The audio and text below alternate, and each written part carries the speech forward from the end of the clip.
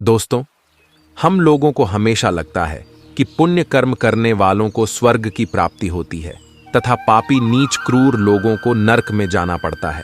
लेकिन आप गलत हैं।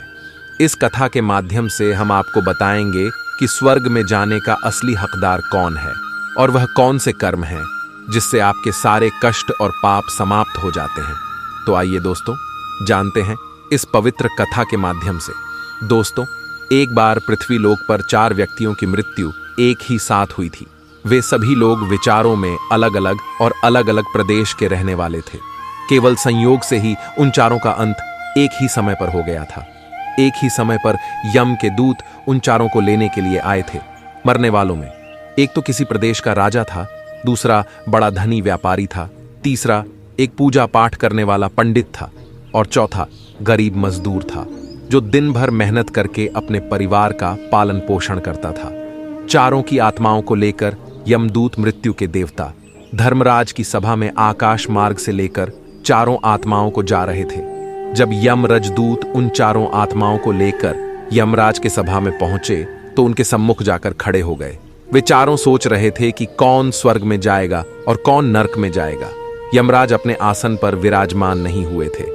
उससे पहले ही चारों आपस में बातचीत करते हुए स्वयं को ही स्वर्ग का मिलना चाहिए ये कहने लगे। सबसे पहले राजा कहने लगा, देखो, मुझे तो धर्मराज पक्का स्वर्ग में ही भेज देंगे, क्योंकि मैं एक विश्वविख्यात राजा हूं। मैंने अपने अनेक सदकर्मों से पृथ्वी लोक पर अपना खूब नाम कमा आया है। चारों तरफ लोग मेरे अच्छे कर्मों की चर्चा करते हैं। कभी भी कोई मेरे द्वार से खाली हाथ नहीं गया। जो भी आया मैंने उसे इतना दिया कि वह जीवन भर मेरा नाम नहीं भूल पाया है। हर तरफ मेरे नाम का यशवगान हो रहा है। मेरे द्वारा लुटाए गए दान से लाखों लोगों को खाने को अन्न मिला और रहने को आसरा मिला। इसलिए मेरे कर्मों को देखते हुए धर्मराज मुझे पक्का ही स्वर्ग में भेजेंगे। दोस्तों, राजा की बात सुनकर वह धनी व्यापारी कहने लगा, हे भाई, मैंने तो पृथ्वी लोक रहकर खूब धन कमाया और उस धन से मैंने लाखों लोगों की सहायता की है। मैंने अपनी कमाई का 11वां हिस्सा सदैव दीन दुखियों की सहायता में उपयोग की है। मेरे शुभ कर्मों को देखते हुए धर्मराज मुझे ही स्वर्ग में भेजेंगे और यह बात मैं पहले से ही जानता हूं। व्यापारी की बात सुनते ही पंडित जी कहने लगे, अरे भाई, क्यों फिजूल की बातें कर रहे हो? स्वर्ग में जाना कोई आसान काम नहीं है। स्वर्ग में जाने के लिए दान के साथ साथ पूजा पाठ करना पड़ता है। इसलिए स्वर्ग में प्रस्थान तो मैं ही करूंगा, क्योंकि मैंने भगवान का खूब पूजा पाठ किया है। पूरा जीवन मेरा पूजा आराधना में बीता है। मेरे शुभ कर्मों के कारण मेरे लिए ही धर्मराज स्वर्ग का दरवाजा खोलेंगे। यह बात मैं अच्छी तरह से जानता हूं। जब इस प्रकार तीनों ने अपनी अपनी बातें की और अपने अपने विचार रखे, फिर वह तीनों लोग उस चौथे व्यक्ति मजदूर की ओर की देखते हैं कि अब यह क्या कहता है। क्या इसने भी कोई अच्छा काम किया है या नहीं, या फिर इसका पूरा जीवन मजदूरी करते हुए दूसरों के अधीन रहकर ही बिता है। दूर उन सबकी बातों को चुपचाप नीचे नजरें झुकाए खड़ा सुनता रहा और वे तीनों बड़े गर्व से अपनी प्रशंसा में झूठे थे। तभी धर्मराज अपने साथी चित्रगुप्त के साथ दरबार में हाजिर होते हैं। चित्रगुप्त के हाथों में एक मोटी सी किताब थी जिसमें समस्त प्राणियों के कर्मों का लेखा जोखा लिखा था। धर्मराज अपने आसन पर विराजमान होते हैं। उसके बाद चित्रगुप्त ने राजा को अपने पास बुलाया और उससे पूछने लगे कि तुम बताओ, तुम तो पृथ्वी पर बड़े ही विख्यात राजा थे। तुमने अपने जीवन में कौन कौन से शुभ कर्म किए हैं तथा कितने लोगों को दुख दिया है, कितने लोगों का भला किया है? मैं अपनी पुस्तक में देखकर यह फैसला करूंगा कि आप स्वर्ग में जाने के अधिकारी हैं या नहीं। तब बड़े गर्व के साथ राजा अपने कर्मों को बताता है, हे भगवान, मैं एक बहुत बड़े राज्य का स्वामी था। मेरा राज्य बड़ा ही समृद्ध और खुशहाल था।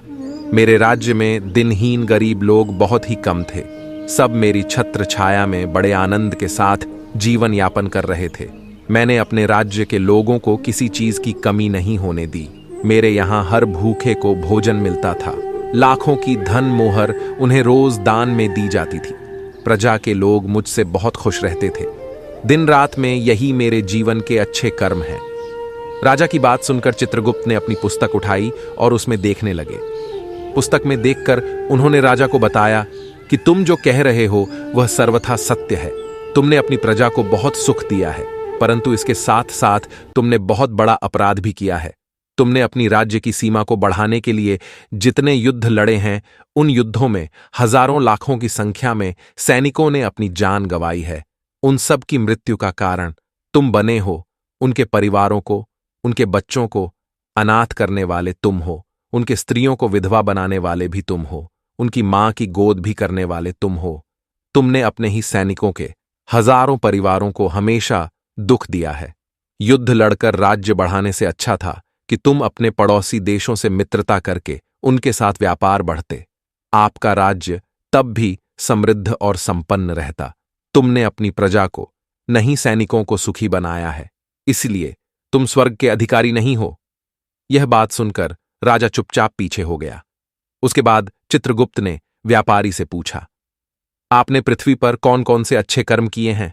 तब व्यापारी कहता है, हे भगवान, मैंने पृथ्वी पर जितना धन कमाया उसका 11वां भाग अच्छे कामों में लगाया। लाखों लोगों को भोजन कराया, कई आश्रमों को दान दिया है, कई बेघर लोगों को अपने धन से भर दिया है, कई शहरों में मंदिरों का निर्माण कराया है, कई जगह पर धर्मशालाएं बनवाई हैं, प्रत्येक तीर्थ में भंडारे करवाए हैं। यही मेरे जीवन के अच्छे कर्म हैं। व्यापारी की बात सुनने के बाद चित्रगुप्त ने अपनी पुस्तक खोली, जिसमें उसके जीवन के सारे अच्छे बुरे कर्म लिखे हुए थे। चित्रगुप्त ने बताया कि देखो, तुम जो कहते हो वह सत्य है। तुमने पृथ्वी पर खूब दान धर्म किया है, पर तुम्हारा पाप यह है कि तुमने पृथ्वी पर जो दान धर्म किया है वह तुमने उस पैसे से किया है जिसको कमाने के लिए तुमने बहुत झूठ बोला है।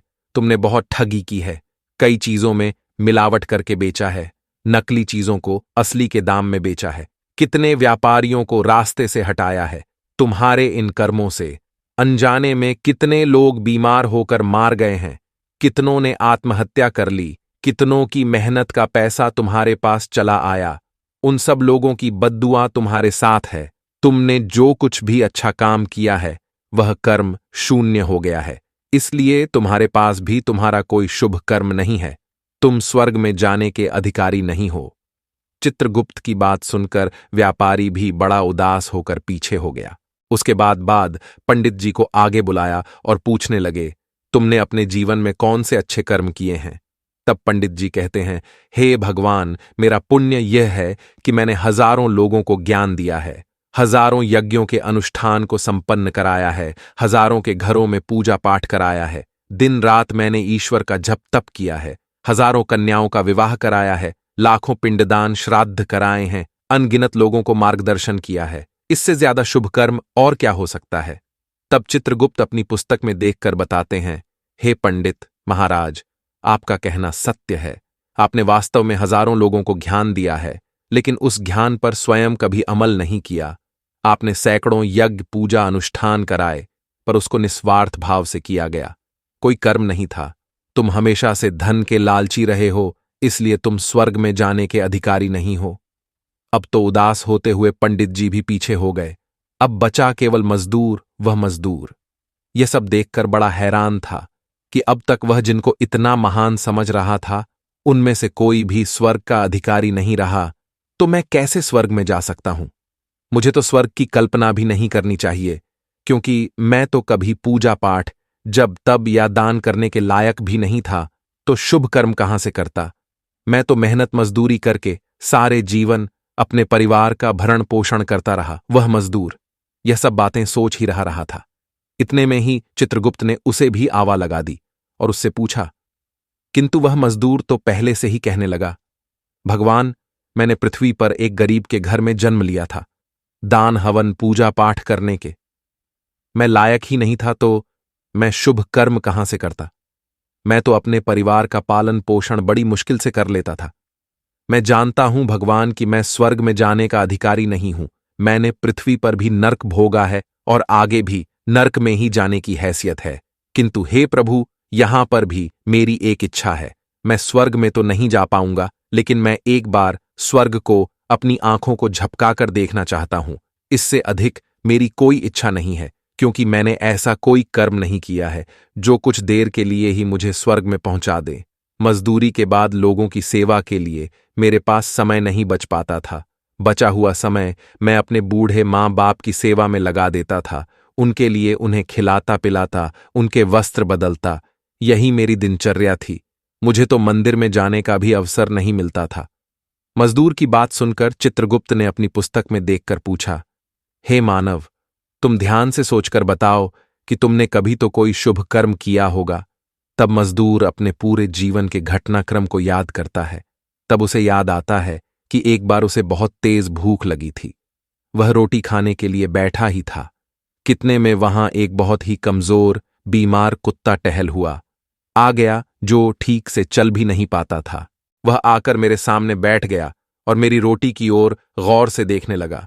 मैं समझ गया कि वह कुत्ता बहुत भूखा है। मेरे अंदर से आवाज आई कि बेजुबान जानवर को छोड़कर तू अकेला कैसे खा सकता है। मैंने वह रोटी स्वयं ना खाकर उस कुत्ते को खिला दी। उस दिन मैंने पूरे दिन भूखे पेट रहकर ही काम किया था। मजदूर की बात सुनकर चित्रगुप्त मुस्कुराए और उसका हाथ पकड़कर बड़े सम्मान के साथ उसे स्वर्ग में लेकर गए और बोले, वास्तव में आप ही स्वर्ग में रहने के अधिकारी हो। प्राणियों पर दया दिखाना ही सबसे बड़ा शुभ कर्म है। मनुष्य जो भी कम निस्वार्थ भाव से करता है, वास्तव में उसका ही उसे सबसे बड़ा पुण्य मिलता है। निस्वार्थ भाव से किया गया जन कल्याण के लिए एक छोटे से छोटा काम भी आपके सैकड़ों पापों को नष्ट कर देता है। लोगों से लालच, मोह और स्वार्थ के वशीभूत होकर किया गया शुभ कर्म भी फलदायी नहीं होता है। इसलिए ध्यान रहे, जीवन में अच्छे कर्म अच्छी भावना के साथ करना चाहिए। ऐसा नहीं होना चाहिए कि आपने किसी से धन छीनकर या चुराकर कर्म में लगा दिया हो, तो वह धन आपको कभी नर्क किया हो और बाद में उसी धन को दान पुण्य में जाने से नहीं उभर सकता। दोस्तों, स्वर्ग में वही व्यक्ति जाता है जिसने निष्काम निस्वार्थ भाव से प्राणियों की सेवा की हो। भले ही उसने जीवन में एक पैसा भी दान ना किया हो, पर वह जिस लायक था, अपनी सामर्थ्य के अनुसार उसने निस्वार्थ भाव से जो भी काम है, वही उसकी मुक्ति का रास्ता तय करता है। तो आशा करते हैं आपको यह कथा अवश्य ही अच्छी लगी होगी। अगर दोस्तों कथा आप लोग को अच्छी लगी हो तो वीडियो के कमेंट बॉक्स में जय श्री हरि विष्णु लिखकर वीडियो को लाइक करके चैनल को सब्सक्राइब कर लीजिए। इससे हमारा वीडियो आप लोग को सबसे पहले मिले। दोस्तों, वीडियो हमारा पूरा देखने के लिए आप लोग का धन्यवाद।